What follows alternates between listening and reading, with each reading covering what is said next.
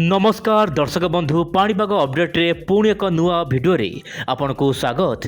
दर्शक बंधु पाणीपागर मिजाज केबे बदलिबो ताहा कहबा बड़ मुश्किल। सेतिपाई तो दर्शक बंधु आम भारतीय पाणीपाग सारा विश्व रे नंबर 1। सेतिपाई भारतर पाणीपाग जेमिति बदलु थाए आम भारतीय पाणीपाग मध्य सही अनुपात रे समस्त अपडेट प्रदान करिथाए समस्त देशवासी को। वर्तमान समय दर्शक बंधु जहाँ भारतीय पाणीपाग अपडेट रही विंड ओडिया चैनल माध्यम ମୁଁ ଆପଣଙ୍କୁ ଦେବାକୁ ଚେଷ୍ଟା କରିବି। ବର୍ତ୍ତମାନ ସମୟରେ ଦର୍ଶକ ବନ୍ଧୁ ବଙ୍ଗୋପସାଗରରେ ସୃଷ୍ଟି ହେବାକୁ ଯାଉଛି ଗୋଟେ ଲଘୁଚାପ ବୋଲି ଯାହା ସୂଚନା ମିଳୁଛି। ସତରେ କ'ଣ ଲଘୁଚାପ ହେବ ଏବଂ ଏହାର ପ୍ରଭାବ କେମିତି ରହିବ ଓଡ଼ିଶା ଉପରେ ଆସନ୍ତୁ ଆଜିର ଭିଡ଼ିଓରେ ସବୁକିଛି ଆଲୋଚନା କରିବା। ହେଲେ ତା ପୂର୍ବରୁ ଦେଖିବା ସାଟେଲାଇଟ୍ ଇମେଜରେ କ'ଣ ରହିଛି ପାଣିପାଗର ପ୍ରଣାଳୀ। ଦର୍ଶକ ବନ୍ଧୁ ପଶ୍ଚିମ ଝଡ଼ ପ୍ରଭାବ କମିବା ପରେ ଏବେ ଦେଶର ବିଭିନ୍ନ ଭାଗରେ ବଢ଼ିଯାଇଛି ଶୀତର ସ୍ଥିତି। ଉପକୂଳରୁ ଆଭ୍ୟନ୍ତରୀଣ ସବୁଠି ବର୍ତ୍ତମାନ ଲାଗି ରହିଛି ଶୀତ। ଏହି ସମୟ ମଧ୍ୟରେ ପାଣିପାଗର ଏକ ଆର୍ଟିକଲ ଆସିଛି। ଆପଣ ଦେଖନ୍ତୁ ଆଞ୍ଚଳିକ ପାଣିପାଗ ବିଭାଗର ସୂଚନା ମିଳିବା ଅନୁଯାୟୀ ଆଗାମୀ 4ରୁ 5 ଦିନ ପାଇଁ ଓଡ଼ିଶାର ଜିଲ୍ଲାଗୁଡ଼ିକରେ ସର୍ବନିମ୍ନ ତାପମାତ୍ରାରେ ବିଶେଷ କିଛି ପରିବର୍ତ୍ତନ ହେବାର ସମ୍ଭାବନା ନାହିଁ। ବର୍ତ୍ତମାନ ଯେଉଁଭଳି ଶୀତ ରହୁଛି ସେହିଭଳି ଶୀତ ଆଗାମୀ 20 ତାରିଖ ପର୍ଯ୍ୟନ୍ତ ଲାଗି ରହିବ ବୋଲି ଯାହା ସୂଚନା ମିଳୁଛି। ତେବେ ଦର୍ଶକ ବନ୍ଧୁ ଆପଣଙ୍କ ଜିଲ୍ଲାରେ କେମିତି ରହିଛି ପାଣିପାଗର ମିଜାଜ, ବିଶେଷ କରି କେମିତି ରହିଛି ଜାଡ଼ ଏବଂ ଶୀତ, ଆପଣଙ୍କର କମେଣ୍ଟ ଦୟାକରି ଦିଅନ୍ତୁ କମେଣ୍ଟ ବକ୍ସରେ। ବର୍ତ୍ତମାନ ଦେଖିବା କୁହୁଡ଼ିର ପୂର୍ବାନୁମାନ। ଦର୍ଶକ ବନ୍ଧୁ ଶୀତ ଦିନେ ସାଧାରଣତଃ ବର୍ଷା କମ୍ ହୁଏ ଏବଂ କୁହୁଡ଼ିର ମାତ୍ରା ଅଧିକ ହୁଏ। ସେହି ପରିମାଣରେ ପାଣିପାଗ ସୂଚନା ଅନୁସାରେ ଆପଣଙ୍କର ଓଡ଼ିଶାରେ ଯେମିତି ରହୁଛି ଗଞ୍ଜାମ, ଗଜପତି, ପୁରୀ, ଜଗତସିଂହପୁର ଏହିସବୁ ଜିଲ୍ଲାରେ ହାଲକାରୁ ମଧ୍ୟମ ଧରଣର କୁହୁଡ଼ି, କେତେକ ଅଞ୍ଚଳରେ ସାମାନ୍ୟ ଅଧିକ କୁହୁଡ଼ି ଦେଖିବାକୁ ମିଳିପାରେ। ତା ସହିତ ଆପଣଙ୍କର ଖୋର୍ଦ୍ଧା, କଟକ, ନୟାଗଡ଼, କେଉଁଝର ଏବଂ ଝାରସୁଗୁଡ଼ା ଜିଲ୍ଲାଗୁଡ଼ିକରେ ଏହିସବୁ ଜିଲ୍ଲାଗୁଡ଼ିକରେ ମଧ୍ୟମ ଧରଣର କୁହୁଡ଼ି ହେବା ପାଇଁ ପାଗ ଅନୁକୂଳ ହେବ ବୋଲି ଯାହା ପାଣିପାଗ ତରଫରୁ ଆର୍ଟିକଲ ମାଧ୍ୟମରେ ଅପଡେଟ୍ ଦିଆଯାଇଛି। ତେବେ ଦର୍ଶକ ବନ୍ଧୁ ଆପଣ ନିଶ୍ଚୟ ପରେ କୁହୁଡ଼ି ସମୟରେ ସାମାନ୍ୟ ଯାନବାହନ ଯେତେବେଳେ ଚଳାଚଳ କରୁଛନ୍ତି ବା ଦୂର ଯାତ୍ରାକୁ ଯାଉଛନ୍ତି ସାମାନ୍ୟ ଦେଖି ଚାହିଁ ଯାଆନ୍ତୁ, କାରଣ କୁହୁଡ଼ି ସମୟରେ ସାଧାରଣତଃ ଦୁର୍ଘଟଣା ଘଟିବାର ସମ୍ଭାବନା ଅଧିକ ରହିଥାଏ। ବର୍ତ୍ତମାନ ଦେଖିବା ପାଣିପାଗ ମିଜାଜ, ବିଶେଷ କରି ତାପମାତ୍ରା କେମିତି ରହିଛି ସାରା ଭାରତରେ। ଦର୍ଶକ ବନ୍ଧୁ ବର୍ତ୍ତମାନ ଆପଣ ଦେଖନ୍ତୁ ଉତ୍ତର ଭାରତ, ଉତ୍ତର ପୂର୍ବ ଭାରତ ଏବଂ କେନ୍ଦ୍ର ଭାରତରେ ପ୍ରବଳ ଜାଡ଼ ଅନୁଭୂତ ହେଉଛି। ଓଡ଼ିଶାରେ ମଧ୍ୟ ଦିନର ତାପମାତ୍ରା କମ୍ ରହିବା ସହିତ ରାତ୍ରିର ତାପମାତ୍ରା ବହୁମାତ୍ରାରେ କମ୍ ରହିବା କାରଣରୁ ଶୀତ ଜନଜୀବନକୁ ଅସ୍ତବ୍ୟସ୍ତ କରୁଛି।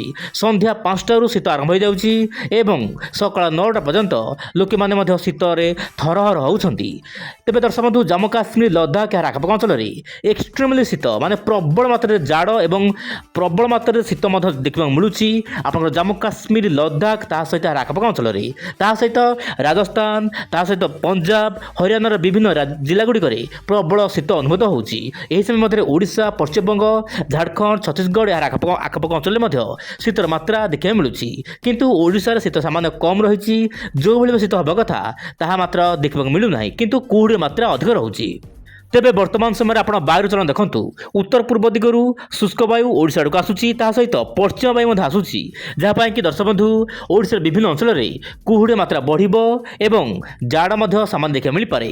ଏହି ସମୟ ମଧ୍ୟରେ ଆପଣଙ୍କର ବଙ୍ଗୋପସାଗରର ତଳ ଲାଟିଚ୍ୟୁଡ଼ରେ ବା ଆପଣଙ୍କର ଶ୍ରୀଲଙ୍କା ଆଖପାଖ ଅଞ୍ଚଳରେ ଗୋଟିଏ ଲଘୁଚାପ କେନ୍ଦ୍ର ସୃଷ୍ଟି ହେବାର ଆଶଙ୍କା ରହିଛି। କିନ୍ତୁ ମୁଁ ଆପଣଙ୍କୁ କହିବାକୁ ଚାହିଁବି ବା ସ୍ପଷ୍ଟ କରିବାକୁ ଚାହିଁବି ଏହି ଲଘୁଚାପ ପ୍ରଭାବ ଓଡ଼ିଶା ଉପରେ ନାହିଁ। ଯେଉଁ ପାଣିପାଗ ଭାଇମାନେ ଭିଡ଼ିଓ କରୁଛନ୍ତି ଦର୍ଶକ ବନ୍ଧୁ ଆପଣଙ୍କୁ କହିବାକୁ ଚାହିଁବି ଏହାର ପ୍ରଭାବ ଓଡ଼ିଶା ଉପରେ ନାହିଁ। କେବଳ ଶ୍ରୀଲଙ୍କା ଏବଂ ଦକ୍ଷିଣ ଭାରତ କିଛି ରାଜ୍ୟରେ ହାଲକାରୁ ମଧ୍ୟମ ଧରଣର ବର୍ଷା ହେବ, କିନ୍ତୁ ଲଘୁଚାପ ଅଧିକ ଘନୀଭୂତ ହେବାର ମଧ୍ୟ ସମ୍ଭାବନା ନାହିଁ ବୋଲି ଯାହା ସୂଚନା ମିଳୁଛି। ଏବେ ଆଲୋଚନା କରିବା ଜେପିଏସ୍ ମଡେଲ। ଦର୍ଶକ ବନ୍ଧୁ ଜେପିଏସ୍ ମଡେଲ ଗୋଟିଏ ବଡ଼ ସୂଚନା ଦେଉଛି। ଆସନ୍ତାକାଲି ଭିଡ଼ିଓରେ ଆପଣ ଜାଣିଥିବେ ଜେପିଏସ୍ ମଡେଲ କହୁଥିଲା ଆପଣଙ୍କର ଯେଉଁ ରହୁଛି ପଶ୍ଚିମ ଝଡ଼ ଏବଂ ଲଘୁଚାପ ମିଳନ ହେବ, ଯାହାପାଇଁ କି ଓଡ଼ିଶାରେ ପ୍ରବଳ ବର୍ଷା ହେବ। କିନ୍ତୁ ଆଜିର ନୂଆ ଅପଡେଟ୍ ଅନୁସାରେ ଓଡ଼ିଶାରେ ପାଗ ମୁଖ୍ୟତଃ ଶୁଖିଲା ରହିବ, ବର୍ଷା ହେବାର କୌଣସି ଆଶଙ୍କା ନାହିଁ। କିନ୍ତୁ ଆପଣଙ୍କର 17, 18, 19 ଏହି ତାରିଖ ମାନଙ୍କରେ ଗୋଟିଏ ପଶ୍ଚିମ ଝଡ଼ ଆସିବ, ଯାହାପାଇଁ କି ହାଲକାରୁ ମଧ୍ୟମ ଧରଣର ବର୍ଷା ହେବ ଆପଣଙ୍କର ଜାମ୍ମୁ କାଶ୍ମୀର, ଲଦାଖ, ହିମାଚଳ ପ୍ରଦେଶ ତା ସହିତ ଦିଲ୍ଲୀ ଆଖପାଖ ଅଞ୍ଚଳରେ। କିନ୍ତୁ ଏହାର ପ୍ରଭାବ ଓଡ଼ିଶା ଉପରେ ପଡ଼ିବାର ସମ୍ଭାବନା ନାହିଁ। କିନ୍ତୁ ଯେଉଁ ଲଘୁଚାପ ସୃଷ୍ଟି ହେବାର ଥିଲା ବଙ୍ଗୋପସାଗରରେ ଜେପିଏସ୍ ମଡେଲ ବର୍ତ୍ତମାନ ତାହା ସ୍ପଷ୍ଟ କରିଛି। ତେବେ ଦର୍ଶକ ବନ୍ଧୁ ବଙ୍ଗୋପସାଗରରେ ଯେଉଁ ଲଘୁଚାପ ସୃଷ୍ଟି ହେବାର ଥିଲା ତାହା ବର୍ତ୍ତମାନ ଗାୟବ ହୋଇଯାଇଛି ବା ଜେପିଏସ୍ ମଡେଲ କହୁଛି ଆଗାମୀ ଦିନରେ ଲଘୁଚାପ ସୃଷ୍ଟି ହେବା ସମ୍ଭାବନା କମ୍ ରହିଛି। ତେବେ ଦର୍ଶକ ବନ୍ଧୁ ସେଥିପାଇଁ ମୁଁ ଆପଣଙ୍କୁ କହେ ପ୍ରତ୍ୟେକ ଦିନ ଆପଣ ୱିଣ୍ଡ ଓଡ଼ିଆ ଚ୍ୟାନେଲ ସହିତ ଜଡ଼ିତ ହୋଇ ରୁହନ୍ତୁ। ପାଣିପାଗର ମିଜାଜ କେବେ ବି ଏବଂ ପ୍ରତି ମୁହୂର୍ତ୍ତରେ ବଦଳି ଯାଇପାରେ।